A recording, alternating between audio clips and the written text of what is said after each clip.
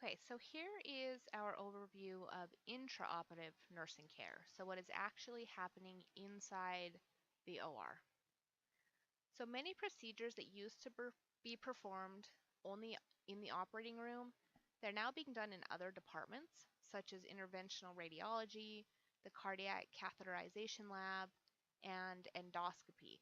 So when I talk about intraoperative nursing care, you don't want to picture just the traditional operating room. It's important to recognize that all of the same nursing interventions and considerations, they need to happen regardless of where this procedure is actually taking place. I'm not going to go into deep detail about which people are in the operating room, but a typical surgical team consists of the surgeon, one or more surgical assistants, the anesthesia provider, and the OR nursing staff. So the OR nurses include the circulating nurse, a scrub nurse, and potentially a specialty nurse. So the circulating nurses or the circulators, these are RNs and they kind of coordinate, they oversee, they're involved in the patient's nursing care. So they essentially just kind of coordinate the traffic within that particular OR.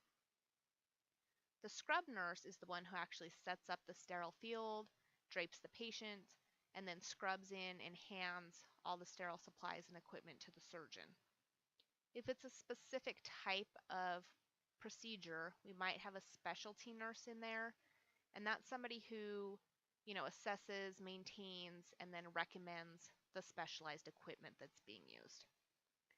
I know the majority of you are not going to be OR nurses, but it's important for all nurses to know and to understand the different types of anesthesia, so we are going to focus on that. So, first of all, what is anesthesia? The word anesthesia means negative sensation.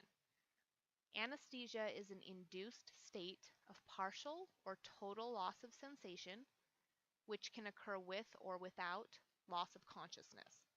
So the purpose is to block nerve impulse transmission, suppress reflexes, promote muscle relaxation, and in some cases, achieve a controlled level of unconsciousness.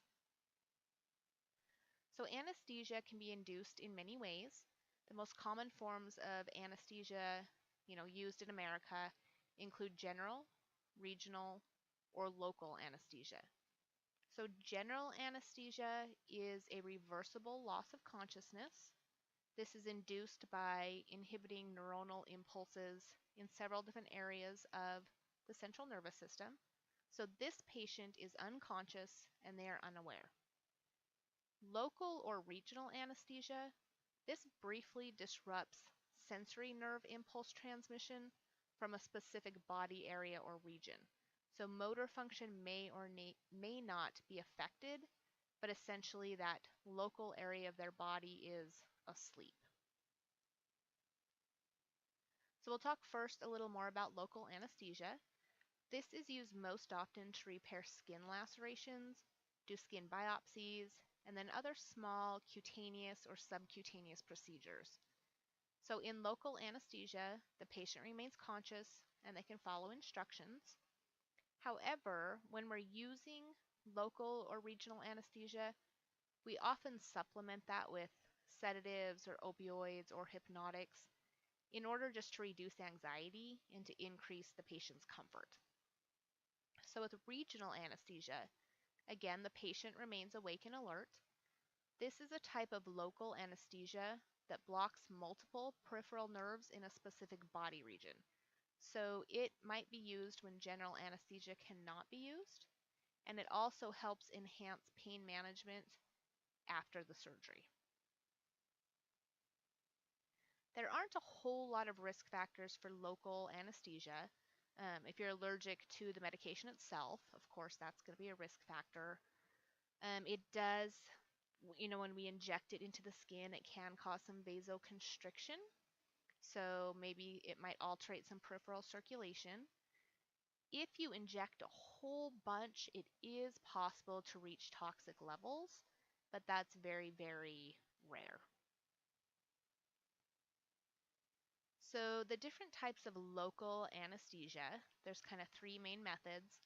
So topical, this is when we put a cream or a spray, and we just apply it directly to the skin, and it numbs that area of the skin.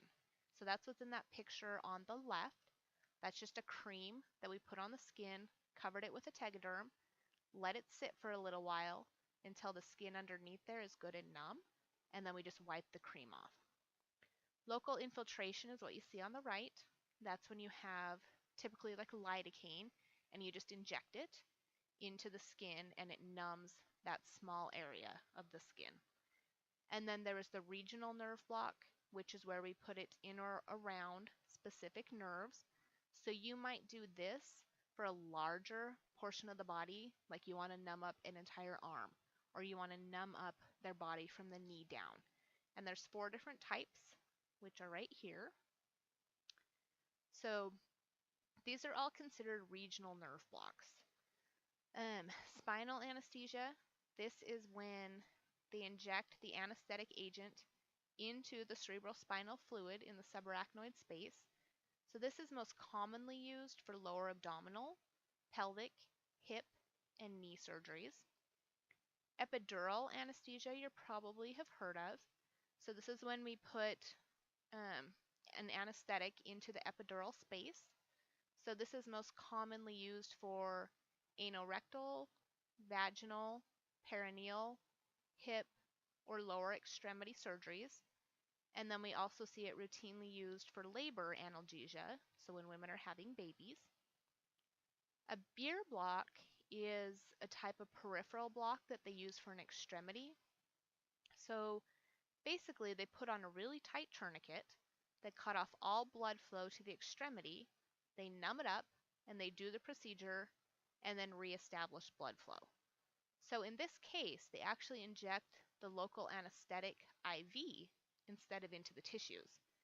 So it's most often used for fractures to the hand, wrist, and forearm, but we might also use it for things like repair of a major laceration. And then the peripheral nerve block, this is when you just inject the local anesthetic agent into or around a nerve or a group of nerves in the involved area. And this is most commonly used for limb surgery. So we're trying to numb up one arm, one limb, or sometimes we use it to relieve chronic pain.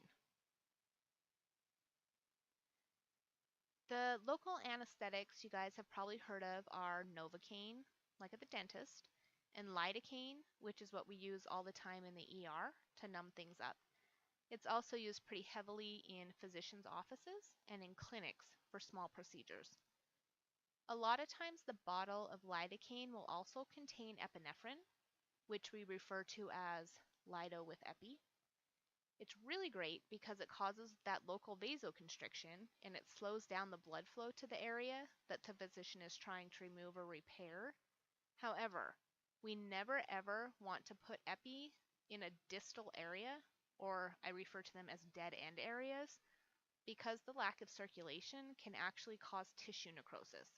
So in the ER, the rule is that you never put lido with epi in fingers, toes, a penis, or a nose. So just a little helpful thing to keep in mind, you should never be putting epinephrine in those areas.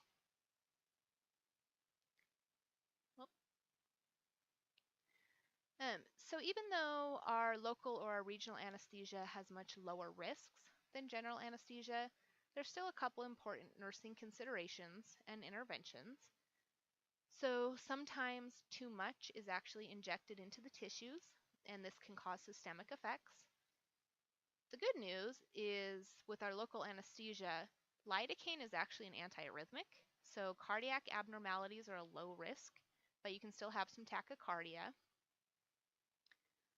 Spinals and epidurals are more likely to lead to complications, such as hypotension or CNS depression. We want to make sure all of our tubes and catheters maintain patency throughout the procedure. If the patient is having anything more than a little local anesthesia with lidocaine, you should always make sure that you have IV access in case there's a problem and you need to give either a supportive medication or a reversal medication. If they receive any analgesics or anxiolytics during the procedure, We need to monitor their level of sedation, and we need to be sure that they are maintaining their airway and keeping their oxygen saturation up. And then following an epidural or a spinal, we want to frequently assess the level of sensation to make sure everything is returning to normal. Here are a few specific complications that can arise. So myocardial depression, this can occur as a result of systemic toxicity. So if that toxic reaction goes untreated, you can have unconsciousness, hypotension, apnea, cardiac arrest. You can actually have death.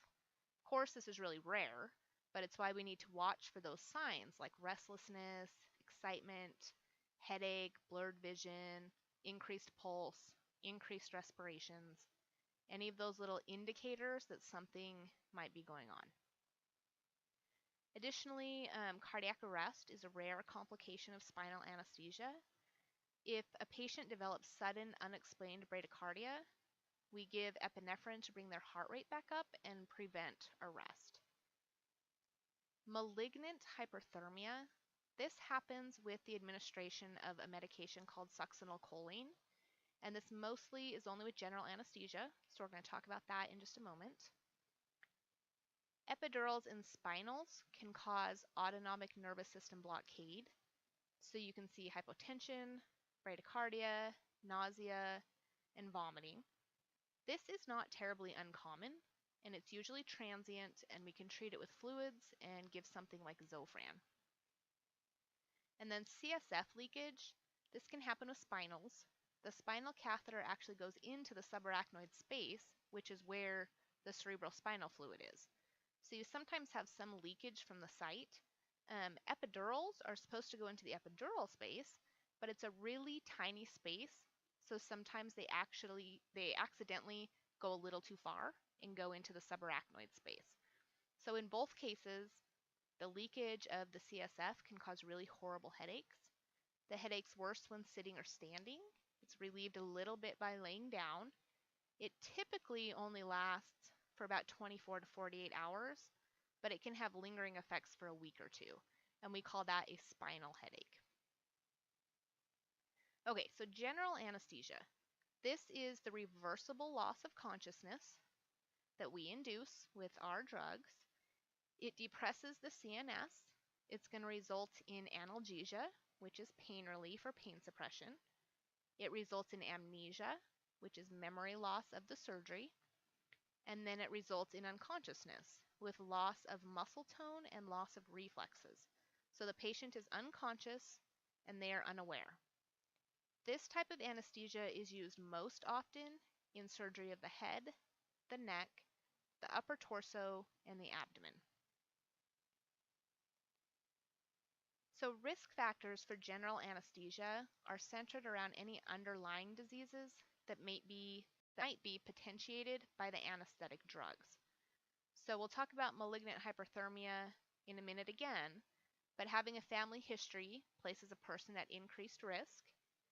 With any underlying respiratory or cardiac disease, we worry about respiratory depression or cardiac compromise during the procedure. It's also dangerous to undergo anesthesia if the patient has not been NPO for long enough, which can range anywhere from like 4 to 12 hours. Having contents in the stomach greatly increases the risk of aspiration during intubation and extubation. And then any current alcohol or drug abuse places the client at risk because he or she is going to metabolize the medications differently and is going to need adjusted doses. So here's our malignant hyperthermia. It's not super common, but I can think of a couple different instances of it in the last few years, so it definitely does happen. It is an acute, life-threatening complication of certain drugs used for general anesthesia, so specifically succinylcholine. The reaction begins in skeletal muscles, and it causes increased calcium levels in the muscle cells and increased muscle metabolism. So serum calcium and potassium levels are increased, metabolic rate is increased. This leads to acidosis, cardiac dysrhythmias, and a high body temperature. So the onset of malignant hyperthermia, it can occur immediately, as soon as they start the anesthesia. It can occur several hours into the procedure, and sometimes it even occurs after anesthesia has been completed. So things that you'll see are tachycardia, dysrhythmias. The person develops muscle rigidity, especially of the jaw and the upper chest. You'll see hypotension, tachypnea, maybe some skin mottling, some cyanosis. Um, the most sensitive indication is an unexpected rise in the end tidal carbon dioxide level with a decrease in oxygen saturation. So in the last case that I'm familiar with, the anesthesiologist was totally on the ball. There was this little girl in surgery, had the tiniest rise in end tidal CO2, and he recognized it for what it was and jumped into treatment. Another early indicator is sinus tachycardia. Extremely elevated temperature, as high as 111 degrees, is a late sign of malignant hyperthermia. The survival is going to depend on early diagnosis, and it's going to take action from the entire surgical team. So time is really crucial whenever MH is diagnosed. Dantrolene sodium is a skeletal muscle relaxant, and it is the drug of choice along with other supportive interventions. In the case of the little girl I was just talking about, they actually had to get dantrolene from all of the neighboring hospitals and throw it all at this little girl to keep her alive. So dantrolene is only slightly soluble in water, so it takes a really long time to mix each vial. You have to keep rolling it in your hands and agitating it to get ready to give. And you have to just use vial after vial until the effects of the succinylcholine wear off, because there's no way to reverse the sucks. If a patient has a known history or risk, they can actually be treated before, during, and after the surgery with dantrolene in order to prevent malignant hyperthermia. And all ORs have a dedicated malignant hyperthermia cart that contains all the drugs and all the supplies that you would need. Just really briefly, just so you know, there's 3 different stages of anesthesia. So there's the induction stage. This happens before the surgery. Mostly involves care by the anesthesia provider. They're just making sure they have all their lines, everything established. They give their preoperative medications. They intubate and secure the airway. And then once the patient is asleep, usually with IV drugs, then they maintain the anesthesia using their inhaled anesthetic gases. So the inhalation method is the most controllable method, and it has the fewest side effects. So once the person is fully anesthetized, they begin the surgery. So this is the maintenance phase. Anesthesia is just maintaining that level of unconsciousness. They also monitor for any side effects, maintain adequate vital signs, and they control any necessary fluid administration. So, little known fact here, during the maintenance phase when the surgery is actually happening, the surgeon is busy cutting away and doing whatever they need to do, and it's actually your anesthesia provider that keeps you alive, that keeps the patient safe and alive. Then once the surgery is almost done, they stop the anesthesia administration so that by the time the surgery is complete, the patient is ready to wake up. So that is the emergence phase as the person is waking up out of their anesthesia. There's multiple different medications that can be used. They each have advantages and disadvantages. Not going to really go through these, just so you know, there's the 2 types. There's the inhaled anesthetics, so that's your anesthesia gas. And then you have your injectables, which are given via IV. And then along with those actual anesthetic drugs, we use a lot of adjunct medications. So you can go ahead and look over this slide. But we want some opioids for pain control. The benzos, they induce amnesia. They help remove or reduce anxiety. Antiemetics will give as needed. Oh, I skipped the anticholinergics. This just helps dry up any extra secretions. Sedatives are not used particularly often, but occasionally you might see one. And then the neuromuscular blocking agents, These are used to assist with induction, so we paralyze the client in order to effectively and efficiently place that artificial airway. So nursing interventions are very similar to those other types of anesthesia. However, during general anesthesia, the anesthesia provider is doing most of the monitoring. So it's nice to have an extra set of eyes. So the circulating nurse should still be kind of keeping a close eye on everything that's happening, but really at that point, that is in the anesthesia provider's hands.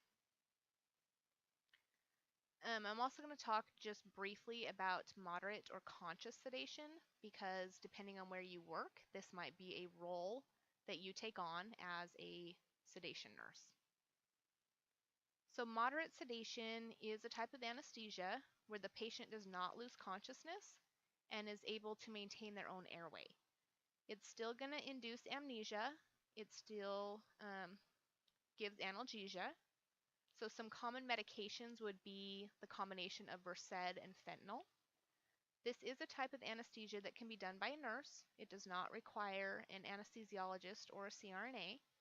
However, the nurse typically has some additional training and then only gives the medications under direct supervision of the physician.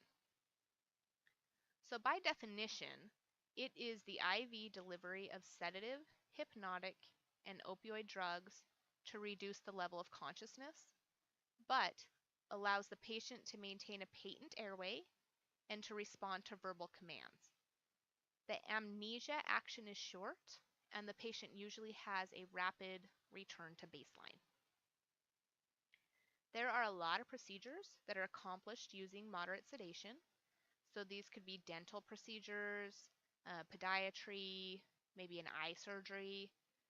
We use it for diagnostic procedures like endoscopy, maybe a bone marrow aspiration, a lumbar puncture. If we have some particularly uncomfortable wound care, we might use moderate sedation. We use it in the ER all the time to reduce and immobilize fractures when people come in with broken bones. And then you can also use it to place or remove implanted devices. So again, in the ER, we might use it when we're putting in a chest tube. Selection of patients for conscious sedation is based on specific criteria. Our older patients are typically at higher risk, so they are not great candidates, but they do okay if the procedure doesn't require a whole lot of medication. If conscious sedation is too risky, an anesthesiologist can use MAC, which is monitored anesthesia care. And this is kind of the bridge between conscious sedation and general anesthesia. We're not really going to go into it, but it's when something like propofol is used for deeper sedation, but still the patient can usually continue to protect his or her own airway.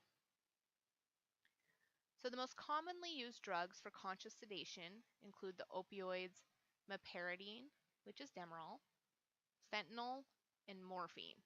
And then the benzos used include diazepam, which is Valium, midazolam, which is Versed, and lorazepam, which is Ativan. And these meds are usually given in combination with each other. So like I think I said before, we often use fentanyl and Versed together for sedation. And then propofol can be used in certain situations. We use it all the time in the ER without the presence of the anesthesia provider because the ER doc is right there. But in the state of Washington, it's actually out of a nurse's scope of practice to give an IV push of propofol. So what ends up happening is we draw up the propofol, we hand the syringe to the ER physician, he pushes it, and then we are responsible for monitoring the patient. So this I know is a really fine line, but just make sure you know what is and what is not allowed under your nursing license.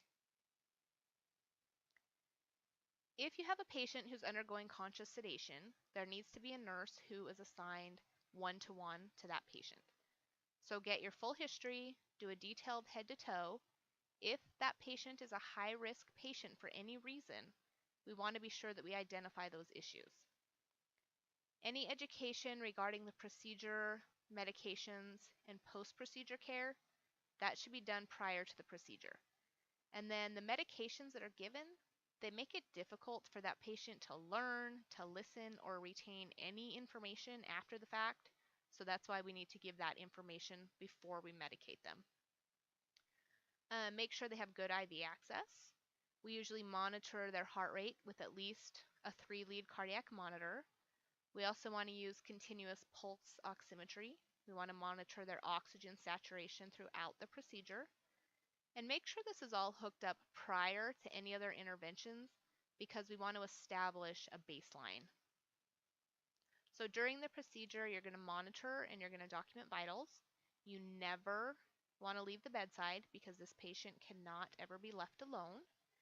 And then after the procedure is over, it usually takes a while for that patient to wake up. So again, you remain at the bedside until the patient is fully awake. You have to continue to assess and record vitals until everything returns back to the pre-procedure baseline. And if it's an outpatient procedure, the patient can be discharged to go home with a responsible adult. If it's an inpatient procedure, the patient can return to whichever unit he or she came from and should continue to be monitored by the staff nurses. So we expect at this point that the patient's going to be sleepy, but they should be arousable. Any type of procedure can lead to complications. Most complications are not common, but you want to be ready just in case. The most common complications are respiratory depression and cardiovascular depression. We want to be ready to administer oxygen via an ambu bag or be ready to alert anesthesia of the need to intubate. Most of the medications that we use have reversal agents, so you want to have those on hand. We have our naloxone, which is Narcan, that reverses opioids. And we have flumazenil, or it's also called Ramazicon, and that reverses our benzos. Occasionally, cardiac arrhythmias might arise, and those might necessitate the use of some of our emergency drugs or antidysrhythmics. Hypotension can be addressed with fluid boluses and potentially some vasoactive medications if necessary. And then if a person happens to have an anaphylactic reaction to the medications, you'll need to give some epinephrine. Because of the risk of various complications, most hospitals only allow nurses to participate in conscious sedation if they're certified in advanced cardiac life support and or in pediatric advanced life support.